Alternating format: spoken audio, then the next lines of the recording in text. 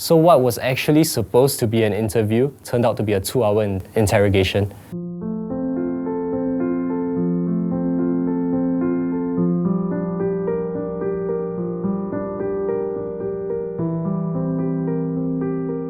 For personal philosophies, my dad has been my biggest influence. He's always lived by the core principle that one's word is one's bond. He also told us and taught us a lot of life skills, which was that there are many ideas out there, but I think what you do with those ideas and how you execute them would really define you. And it was a common understanding within the whole household that youth shouldn't be wasted on the young, and that for us growing up, our opportunity costs are lower. So that's when I really realized that we should take the best idea that we had till date, WhiteCoat, to life.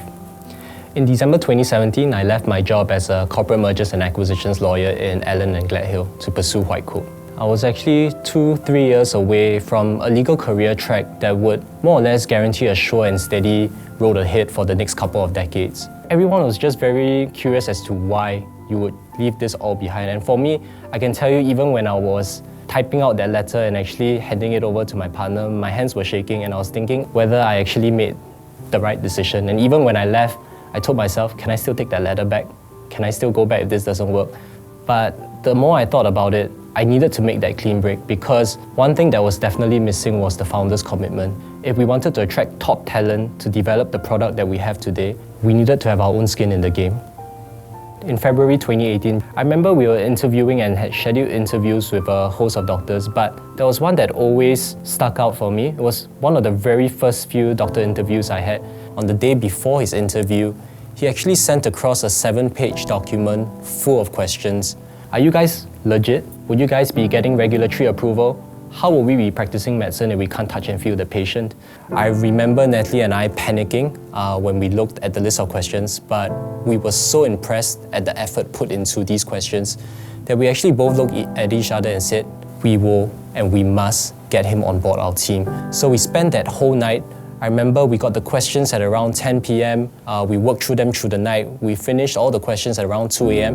and we had the interview in the afternoon. When we met him, true to form, he whipped out that 7-page document and we had to go line by line. I would say I'm really grateful looking back at this process because it really served as a blueprint for various questions that we had from other doctor candidates. And at the end of the day, I'm very proud to say that we managed to get him as a physician manager and part of our team, so that made it all the more worth it.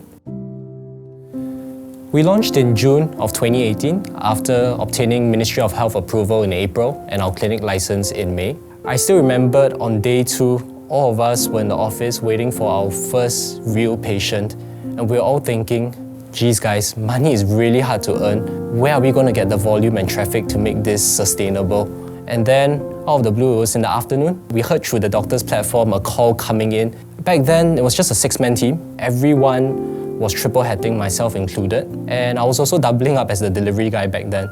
So for this very first patient, I actually did the delivery, and I remembered her being so grateful and appreciative to receive medications when she was really feeling very sick and she could just rest and recuperate at home. That really brought a smile to my face and really got me thinking that what we're doing here is really impactful and we're on the right track.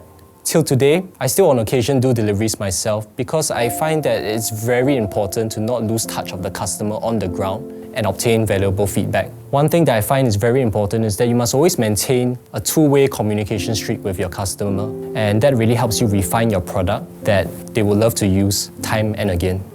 In April of 2019, we were exclusively appointed by AIA to be their official telemedicine provider. When we first told people, yes, Ministry of Health would approve this solution, everyone just laughed us out the room and said there was no way it was going to happen. You are not a big healthcare organization like Raffles Medical, why should they appoint you? So to obtain that approval for me was definitely a huge sign of validation. Not only what I've accomplished, but what the team accomplished in such a short span of time. When we actually received the news, I think for us, we were super excited. An email actually came into our computers and my colleague Justin was shouting, guys, do you see that email? And our general counsel Clara saying, Brian, AIA has appointed us. There was just pure relief, excitement amongst the team, and I think this really served as the second springboard for us to really kick on and refine our product to reach such a massive audience. Telemedicine is really very much the tip of the iceberg, and it's really phase 1 for us. Phase 2 and beyond for us is really about how we can incorporate different aspects to enhance the product. So that would be increasing the number of doctors that we have, incorporating wearables to provide for more accurate diagnosis, and also to leverage and harness the use of AI. And that's where we really see WhiteCoat heading. Looking back at my journey, if I were to give some advice to my younger self, I would say when you develop something, try to do it in phases. The finished product is not something that just happens overnight, and you don't want to spend so much time getting the best and most perfect product out there, but not having traction to support it.